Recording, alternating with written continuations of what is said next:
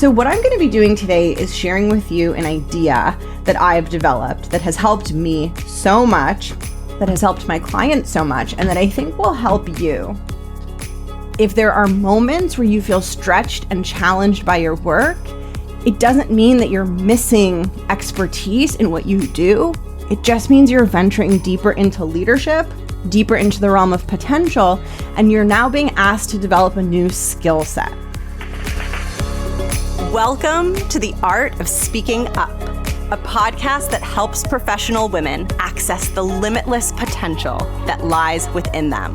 I'm your host, Jessica Guzik, and my mission is to help you find that spark inside you that has the power to transform your career in ways you may not have thought possible. I'm so excited that you're here. And now, on to the show. Welcome to the podcast. Thank you for tuning in. I'm Jess. I'm the host and creator of this show, and I am so excited to talk to you about the topic of today's episode, which is all about imposter syndrome, navigating imposter syndrome, taking bold action. I will say that when I speak about imposter syndrome, I'm speaking not just as a coach, but also from personal experience. So for those of you who have, maybe discovered the show more recently, you might not know this about me, but I started my career in the corporate space, probably in a company or a role not all that different from your role. And I struggled a lot with imposter syndrome. And I personally have been on my own journey ongoing of growing my confidence, of learning to take up space and powerfully move forward despite the doubt, despite the imposter syndrome. And I have truly transformed my relationship with imposter syndrome and grown my confidence to a place that I couldn't even really conceptualize at an earlier point in my life and in my career because I was so far away from the confidence that I feel now. And I share this with you as almost a seed of possibility, a seed of optimism, a seed of hope to really show you how much I believe in the change process and how much I believe in the power of being really clear, really intentional, and really devoted from a very loving place to the change that we want to experience in our lives and in our careers. And when we have that commitment, that patience, that grit, that devotion, the possibility for the ways that your confidence can transform, I believe are truly limitless. That is why I love doing this work so much. That is why this lights me up. And today I'm going even deeper into the topic of imposter syndrome to really help you understand something that was enormously helpful for me in not allowing imposter syndrome to consume me, not allowing it to keep me stuck and paralyzed in inaction, and also in really helping me develop into a leader. So many of you, the more that I do this podcast, the more that I get to know this community, the more that I work with my clients, so many of you are in that transition into leadership. You are building a lot of new muscles, both mindset muscles and ways of thinking and execution muscles. You're building lots of new internal capabilities that you don't yet have as you stretch into bigger roles and as you transition into leadership. And today's episode will support you in doing that because the truth is, it's not that hard to get good at your job and execute and show up and kind of just rinse and repeat and create success and be a high performer through that way of operating. But as you get into middle management and then upper middle management, and then upper management and executive roles, that rinse and repeat, I'm just here to execute, just tell me what to do and I'll do it kind of mentality, that mentality of I'll work hard, I'll get the things done, I'll over deliver, that stops working and you need to have new muscles and new capabilities. And this can really trigger and activate imposter syndrome because you may have been working very hard in your current role to try to get past the imposter syndrome. And then all of a sudden you find yourself trying to stretch into something bigger or broader. And you're like, whoa, this feels impossible. And what I want to share with you is, while it might feel impossible, that feeling isn't necessarily an accurate representation of your ability to tackle it. And that's what today's episode is about. So what I'm going to be doing today is sharing with you an idea that I've developed that has helped me so much, that has helped my clients so much, and that I think will help you. And then I'm going to tell you what to do with this idea and how to apply it to your own career, to your own experience of imposter syndrome, so that the imposter syndrome that you experience doesn't prevent you from acting as a leader, from taking bold CEO action, right? From really being super effective and being able to take up space and drive progress and achieve big success and big impact in your role. So the idea that I want to share with you today is this idea of something proven versus something that has potential. And to make this easier to talk about, I'm just going to call this idea proven versus potential. So I'm going to tell you what each of these are, and then I'm going to explain to you what it means for you. So when I use the word proven, what I'm referring to is a type of task or project that you have done before. So when I say proven, what I mean is you have done this before. You've proven to yourself that you can do this type of task. So when someone offers you a task that feels very easy, you've mastered it, there's not a lot of open questions. They're like, can you do this? Can you have this to me by Friday? And your internal reaction is like, oh, yeah, for sure. I've done this a zillion times. I feel no uncertainty around this. I can absolutely deliver this. This is going to feel amazing. I've got it. That is what I would describe as proven. You have enough of a track record to know that this is going to be straightforward, that you can get this done, and you don't feel a ton of uncertainty or anxiety around it. I want to contrast this idea of proven with the idea of potential. Potential is the opposite of proven. So whereas proven represents a project, a task, a piece of work, an assignment that you've done over and over, you're very familiar with, you feel tons of certainty and confidence around, potential is the opposite. Potential is getting asked to do something that you've never done before.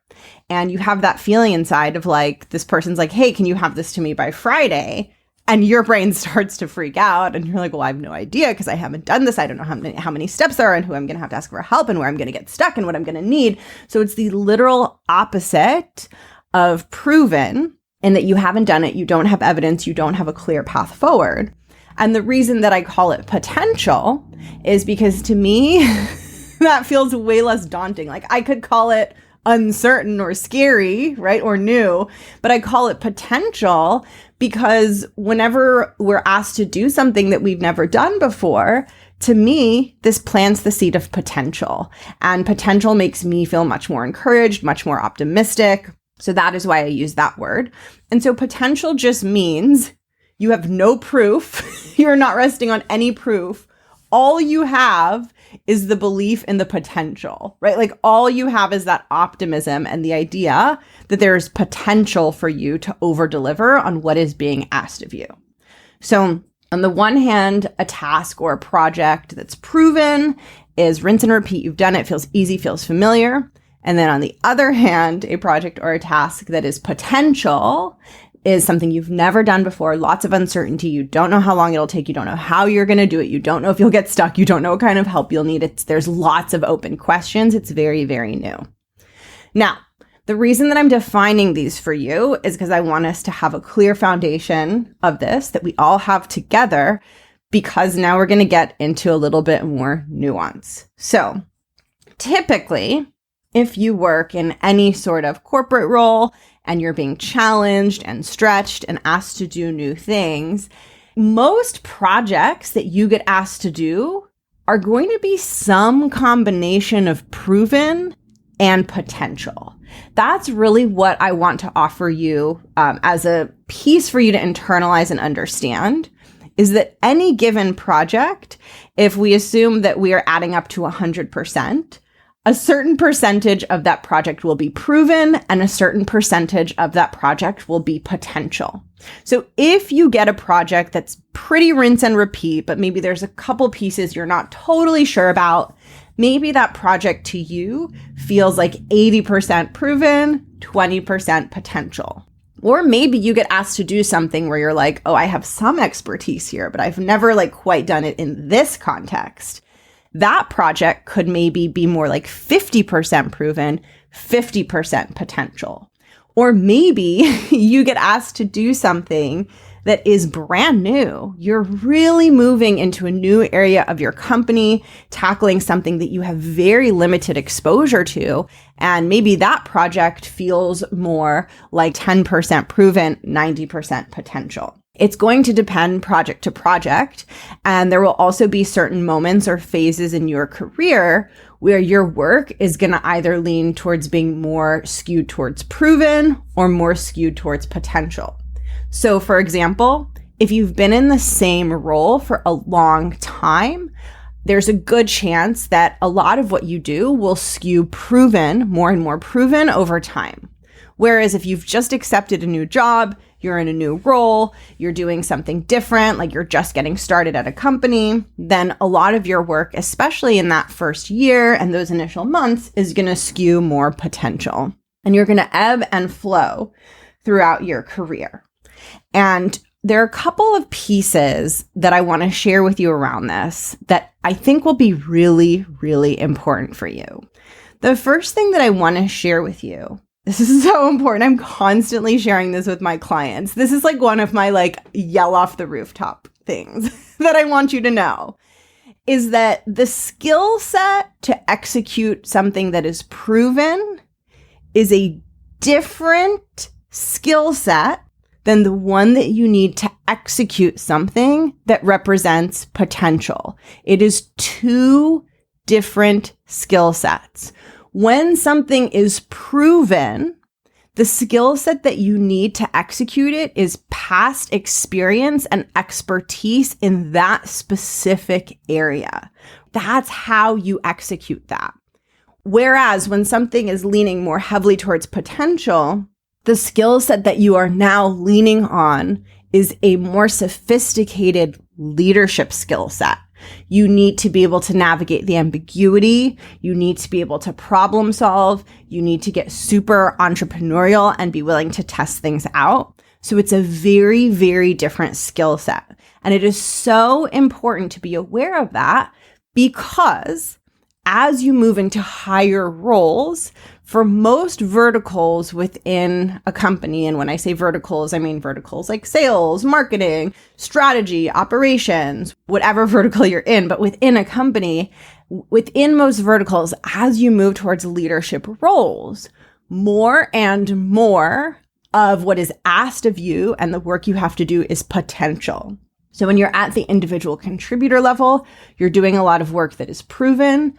As you get to higher and higher levels, you're doing more and more work that is potential. And when you're in very high executive roles, almost all that you do is going to skew heavily potential. And this makes sense because that's part of the reason that those roles are paid the big bucks, right? And that's part of the reason that those individuals hold so much responsibility, is because for a lot of what they do, they cannot show up and rinse and repeat. They can't just show up and do a proven task over and over, but they have to be within the realm of potential, doing new, unfamiliar things, making decisions among or amidst uncertain conditions, things like that. And so the first thing that I want to bring to your awareness is this idea that your core expertise in your function is very, very useful. But if there are moments where you feel stretched and challenged by your work, it doesn't mean that you're missing expertise in what you do. It just means you're venturing deeper into leadership, deeper into the realm of potential, and you're now being asked to develop a new skill set. And so while it can feel maybe a bit intimidating or a bit scary, it's really important to ground yourself in this idea of no, you are an expert in what you do.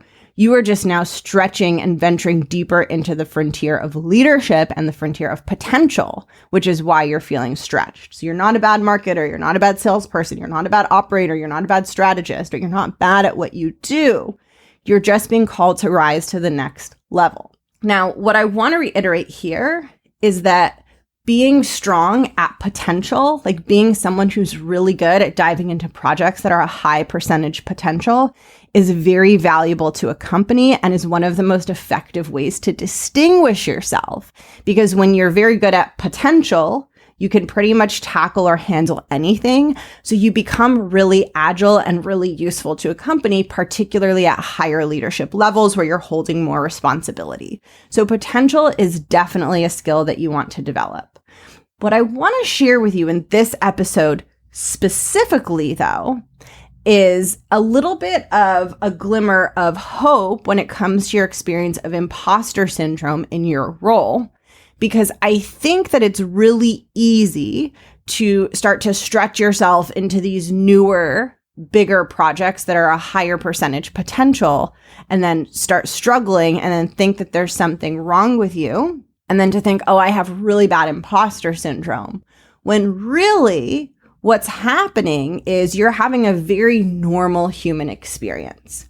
So part of the reason that I love this distinction of proven versus potential is because in addition to them being different skill sets, like I talked about, our brains respond very differently. Like all human brains respond very differently to a task that's proven versus a task that's potential.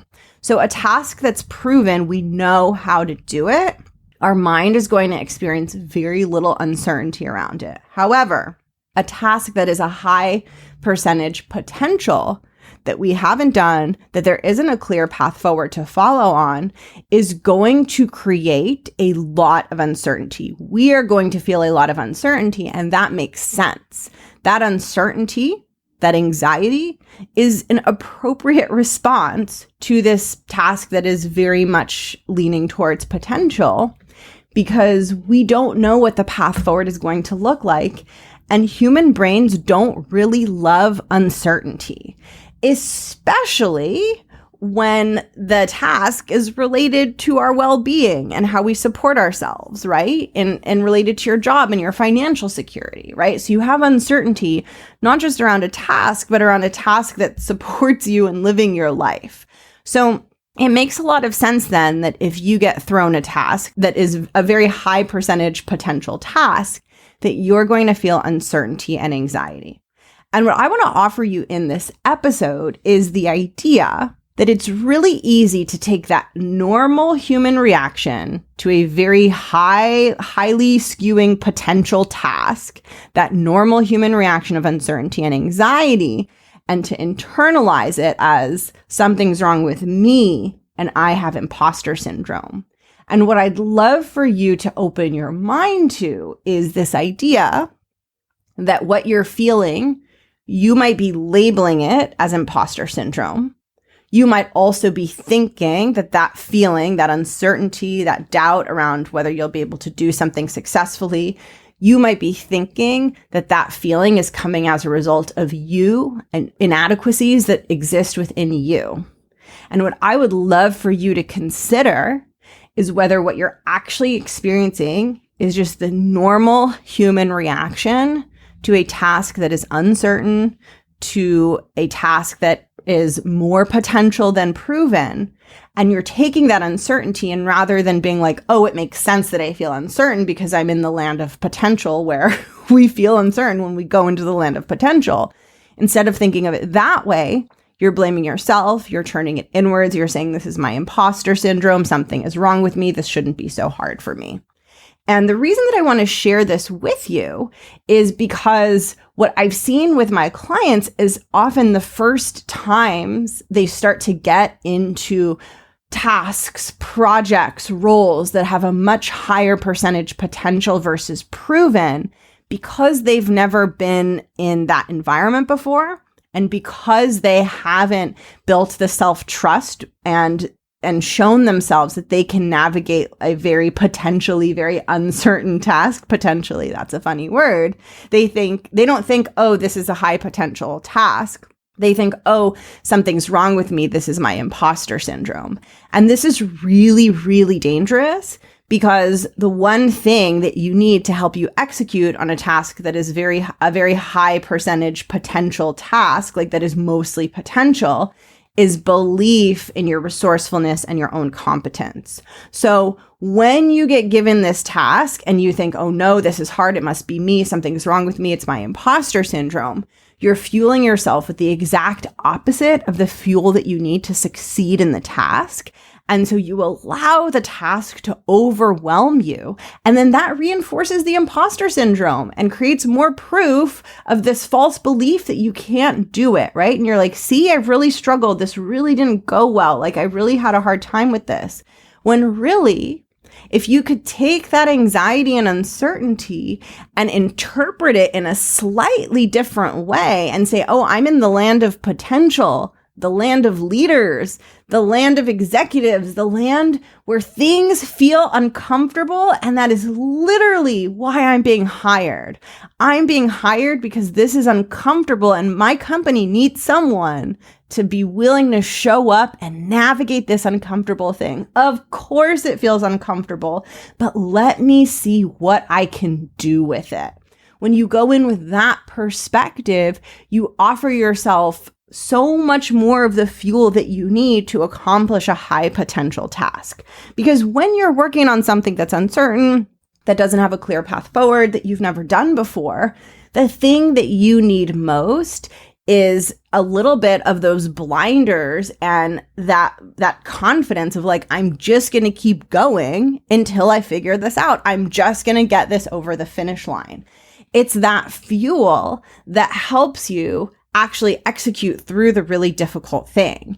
And when you're thinking that you are demonstrating a personal failure because a task makes you feel uncertain or anxious, it is almost impossible then to access that fuel of like, oh, I can definitely do this. Because you're taking the difficulty of the task and you're taking the fact that it's a high percentage potential task and you're making that about you. You're making it personal. You're saying, the reason this feels hard isn't because it's an inherently hard leadership-oriented task. The reason this feels hard is because of me.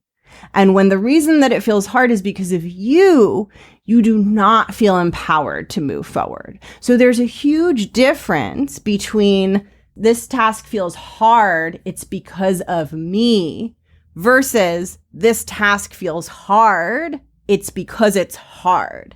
That subtle difference in perspective is going to be the difference maker in how you show up. So what I want you to be aware of is this idea that I think imposter syndrome is a very useful way to describe our experience of having a sense that we're missing competence, that we're going to be found out by our coworkers and our boss. I think it's really, really useful. But where I think imposter syndrome can get dangerous is when we jump to it as a conclusion because we're working on something uncertain and complex, and we don't realize that the reason that the thing feels uncertain and complex isn't because of our inadequacies, but it's because of the nature of the thing that we are doing. And when you're working on a high potential task, and if your role is demonstrating more and more of those, I just want you to think of it as a different way of getting things done that is just going to feel different. There are so many little tweaks that you can make to help support you through a task that is a high percentage potential task and a very low percentage proven. And one of the first tweaks that you want to make is to not expect it to feel proven, right? If a task is skewing very high on potential and you're thinking that, well, this should just feel easier, then that's going to make getting through it a lot harder for you. The other thing where I see my clients get really stuck is this idea of like, I need to know what to do before I do it. And what you will find as you get into higher and higher positions of leadership and as you become more of a thought leader in your company is that you can't do a leadership role in that way. You can't do a leadership role by being like, okay, I'm going to figure out the path and then I'm going to execute the path. That would be great. Like, that would be wonderful. But also, like, that type of role just wouldn't be a big leadership role. It wouldn't be a high paying role, right? It's not requiring that more discerning, sophisticated lens. When you're working on a project that is largely potential, you have to be willing to try things out until you lock in on the proper path forward. So for a task that is very proven, you already know the path forward. You know what it looks like. You're like, this is the path, right? I'm almost imagining, on racetracks where they have like the 6 different lanes and everyone races in their own lane on the racetrack. I'm almost imagining like you get a project and you have to choose what track to put it on to like get it done. And with something that is proven, you know which track to put it on because you've done it a bunch of times.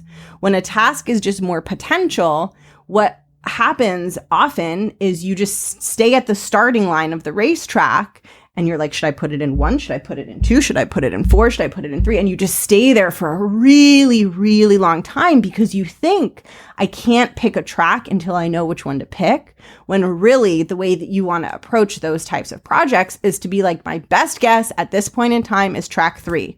I'm getting on track 3. And if I get halfway down the track and learn that track 3 is not the way, then I'm going to start again. And that can feel really, really uncomfortable if you're someone who's just been used to like picking a track and going with it. But as you get better at working this way, you become very valuable to your company. So it is worth it to do. And the one thing that I really want to encourage you to do is embrace the discomfort and be careful not to classify all discomfort and uncertainty as a sign of your own imposter syndrome or your own shortcomings. Because the truth is, even leaders who are very good at their jobs and doing tasks that are mostly potential and not proven at all, they still have doubt. They still have feelings. I know I had a lot of contact with very high up executives in my career. And they're not always talking about their feelings, but in little conversations over the years, things slip out and they share where they're doubting themselves. They share what they're feeling. And I start to get a glimpse of their humanity and I start to see like, oh, it's not that they don't experience that normal human doubt and that normal human uncertainty when it comes to a task where you're doing things differently for the very first time. They've just learned how to move forward even when that's present. They've learned how to be standing at the beginning of the racetrack and how to not get stuck in an infinite loop of analyzing which track to begin in. They've learned to have enough self-trust to choose a track and to not beat themselves up when they inevitably discover, okay, that track was not the right track, time to try something different. And I really want you to imagine this. I want you to imagine that 2 people are being asked to do a task and one of them is overanalyzing and doesn't know what track to pick. And the other one is just I'm just going to pick a track that I think could work and try. That person who picks the first track and then gets stuck and starts again is still ahead of the person who's sitting at the front of the racetrack doing eeny, meeny, miny, mo across the tracks. And so it's so important to realize that the way that you're going to operate on projects that are more potential than proven is just going to feel very different from the way that you've operated in the past. And it is so important for you to be resourceful, to be gritty, to believe in yourself, and to allow yourself to feel those human emotions of uncertainty without making it mean that you are inadequate and that you won't be able to complete the project. If you can get to a point internally where you can experience uncertainty without it having to mean that the future is going to look very, very doomsday, you will become so freaking powerful in your job. So I will leave it at that and close out this episode with that as the ending. And If you do experience imposter syndrome, and if you want my help getting much better at navigating it so that it doesn't keep you from being bold and taking confident action in your career, I want to invite you to take my very newly created free video course, 3 Steps to Tackling Imposter Syndrome. I mentioned in this episode, please don't mistake uncertainty and difficult projects for like something being wrong with you and it being because of your imposter syndrome. But if you do experience imposter syndrome, it is so important to get good at managing it. And that is something that you can learn to do. You have the ability to navigate it. It doesn't have to control you. You can learn how to move forward, even when you're having a bit of a difficult, shaky feeling day or week or month. There is mindset work that you can do to get better at still showing up in the way that you want to show up, despite the imposter syndrome. And that is what I want to help you with. You can grab this free video course at the link in the show notes or by heading to jessguzikcoaching.com/free resources. Thank you for listening. Thank you so much for being here. I cannot believe that I am in year 4 of this podcast, which is crazy. I also have some updates coming up, which I am so excited to share with you. And be on the lookout for those. I'm going to be dropping a bonus episode with some news on where my coaching business is going and what I have coming up in 2023. So I'm really pumped about that. I hope you have a beautiful day, and I'll catch you in the next episode. Bye.